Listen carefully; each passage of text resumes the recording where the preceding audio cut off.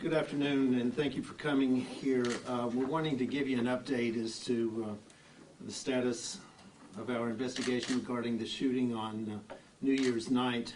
We have with us Chief Ray Cornwell, who will provide the press information relating to the investigation. After that, we have Sharon Pell, who is our business services advocate, that will also be able to provide some information. So we'll first start with Chief Cornwell.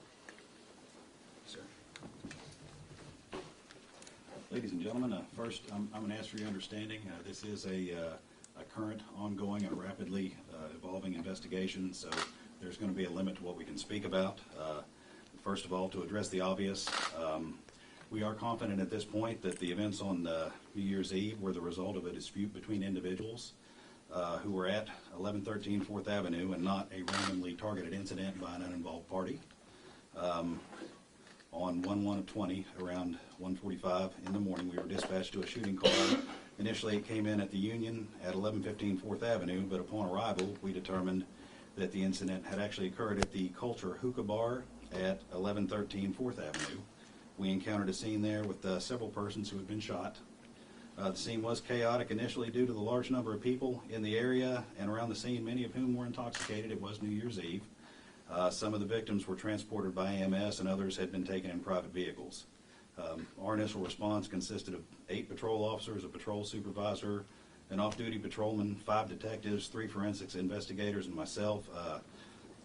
Officers from the Cabell County Sheriff's Department and the West Virginia State Police also responded to the area to help us run calls. I was in communication myself with the mayor, the city manager, and Chief Terry throughout the night and through the other agencies via dispatch. We have a total of 7 victims. As of our last contact with the hospitals, 2 are in critical, but all are stable. We are not releasing those names at this point because of investigative considerations. To date, we've interviewed approximately half of the major involved parties and all of the available witnesses. Our detectives have executed 3 search warrants, 1 at the location and 2 on victims, which have resulted in the recovery of numerous items of evidentiary value. We are in the process of reviewing all the video that we have available to us. Multiple law enforcement agencies were investigating possible criminal activities at that location, but at the time of the incident in question, none had developed actionable information, but those investigations are ongoing. I'm really not going to speak a lot to those at this point. And again, this is a fresh and evolving situation. We have several good leads we're following up on as we work to positively identify our suspect. But again, we are very confident at this point that this all stemmed from an incident, a beef between individuals at that location. It was not a randomly targeted incident by somebody who was not there. So do you believe there's just one shooter, or are there more than one shooter? Honestly, sir, I'm not going to speak to that at this point until I get all my forensics information back.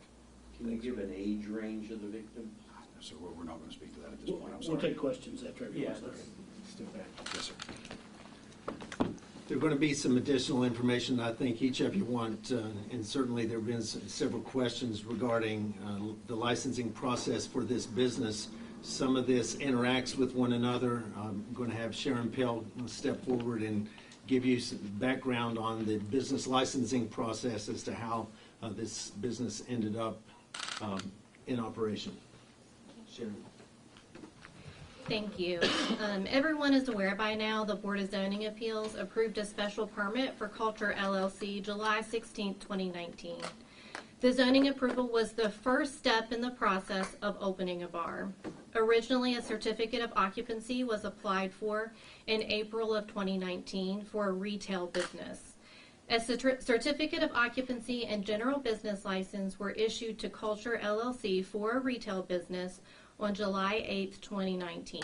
Kulture LLC met the requirements for a retail business. An application for a special permit was submitted in June 2019 for a bar. The Board of Zoning Appeals approved the special permit. Kulture LLC was notified they would need to obtain a new certificate of occupancy and business license before opening the bar. Kulture LLC did not complete the next steps for opening a bar. Those steps include the following. Once the city verifies all zoning requirements have been met, the applicant retrieves application from the West Virginia Beverage Control Administration. The city planner and the city clerk must sign the zoning form so the West Virginia Alcohol Beverage Control Administration knows the applicant has met the local requirements. The zoning form is filed with the West Virginia Alcohol Beverage Control Administration. Restaurants, bars, and taverns also need to apply with the Cabell Huntington Health Department. Applicants shall apply for a certificate of occupancy and business license as well. The city alcohol license is issued once a health permit and state alcohol license have been issued. And I have handouts that explain the general steps to open a business, as well as a handout that explains the additional requirements for businesses with alcohol sales. Based on the information that has just been presented, the city is going to be taking the following actions. I have ordered that a temporary cease and desist order being issued today to Kulture LLC on the basis of the business not operating as it had originally indicated and had been approved as a retail space, and also for the non-payment of taxes. Secondly, the reason I asked city council members to be present here, I'm going to be proposing a change in the zoning ordinances that prevents new bars from being created, opening in the city of Huntington. And we will also be reviewing our existing business license process with public safety in mind, and we will be implementing additional vetting procedures that we feel will be needed, and those actions will require actions of city council. Some last month indicated with curiosity why I chose to move Chief Hank Dial from being chief of police to city manager. This incident is a perfect example as to why I actually did move him to city manager. One thing that we are able to demonstrate here is that every action of this investigation and leading up to this point involved the police department with the fire department, the police department with the finance department, the police department with the planning and zoning department, the police department with public works, the police department with our city attorney's office. Every office interacts with one another. 7 years ago when I became mayor, I indicated that every office had to be active in economic development. We've seen the results of that. Public safety has been an ongoing priority of this administration and this council. It became very evident that if we're going to provide the quality of life in the community and to make sure that public safety continued to be the priority, no better place than to have a city manager who used to be the chief of police. Simply being is that when somebody is coming in, we find out so often that there are entities coming in and creating businesses, seeking to purchase property, all under the guise of a legitimate business ownership, but it's also cloaked in secrecy of some other nefarious actions. No better person to be in the position of city manager to be able to connect the dots than the former chief of police being named city manager. And for that purpose, Hank Dial is the right person to strengthen those lines of communication. With that, we'll be glad to answer any questions. You can direct them to Chief Cornwell, to Ms. Pell, or to myself. I have a Yes, question. ma'am. With the exception that it was a holiday, and with the exception that you were wanting more information about the investigation and giving the brief statement that you did yesterday, why didn't you come out sooner to comfort the residents, not just the residents of Huntington, but also the people that come here to work, eat, and play? What we felt was that I didn't need to be in the way of the investigation. I wanted more information. The more information that we were receiving, the more facts that we were receiving, increased the number of questions that we were having. We felt it would serve the entire community better if we had full information to be able to provide, and that's why we're here today. So, Yes. Go ahead, whoever. oh, okay. So, Go on, Gil. so did this lady have the necessary permits to operate this business and the bottom line? The business came in to, the individuals came in to open the business, received a retail business license. One of the reasons that we are placing a cease and desist order is that they were saying they were operating as a retail business, which clearly they weren't operating as a retail business, and they haven't paid the first penny of taxes since they opened their business. So were they a legitimate business? I mean, did they have They the were not necessary permit? doing, they had the necessary permits to do what they said that they were doing. We have since found clearly that they weren't doing what they say they were doing, and as a result, today we are issuing a cease and desist order to close the business. Does Yeah, the Fred. process include a background check on prospective business owners? That's not part of the, that's not part of the process, and frankly, that's where I indicated that we would be, begin taking to City Council some further actions that we need to have for the Board of Zoning Appeals or in our licensing process, the possible vetting. All of those things are going to be recommendations that I'm going to be making. Yes, sir. So her heroin tie, her heroin drug dealing ties were not known to anyone? That was not known, and that had not been revealed. I didn't know that until yesterday. But it's very clear that if we're going to be issuing business licenses and others within the law, that we will be reviewing what needs to be reviewed, particularly in the Board of Zoning Appeals. The Board of Zoning Appeals gets a bad rap. They acted upon that which was given to them. And there's nothing within our ordinance that requires a vetting process. That has to stop, and that will stop, and I have absolute confidence the City Council will be approving that. But there is a saying it and getting it to the point of actionable, an actionable piece of legislation. There are two different things, and we just have to get there. Yeah, yeah. So had you known about her criminal history, you would have never given her a license? I'm not saying that. I'm saying that it helps to have as much information as that we can have and make sure that we are making the appropriate decisions. But certainly it would have been helpful to have known that. Anybody else? Did her private club status allow her to have smoking inside?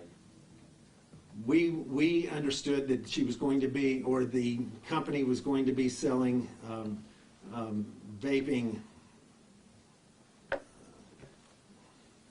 materials.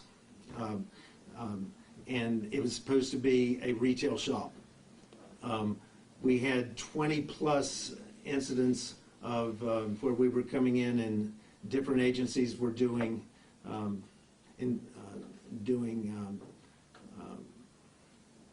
losing the word. Inspections.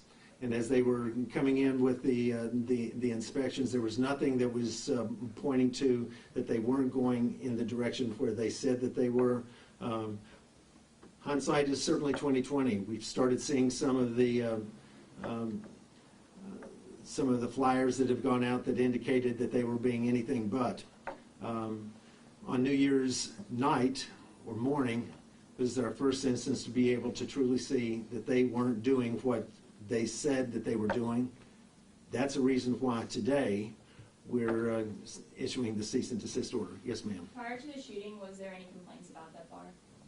We had, the police has had calls down in the area, and I believe, as I indicated, there have been there are 20 plus instances where inspectors have been there as well as police, and as I believe said, there's also been an ongoing investigation, but nothing that was showing actionable intelligence that we'd be able to act upon from any of our city departments or certainly through law enforcement. And if I'm about to go into area that you need to talk about, then you just step in. Anything else? So do you think your new proposals will hurt anyone who wants to start a bar here?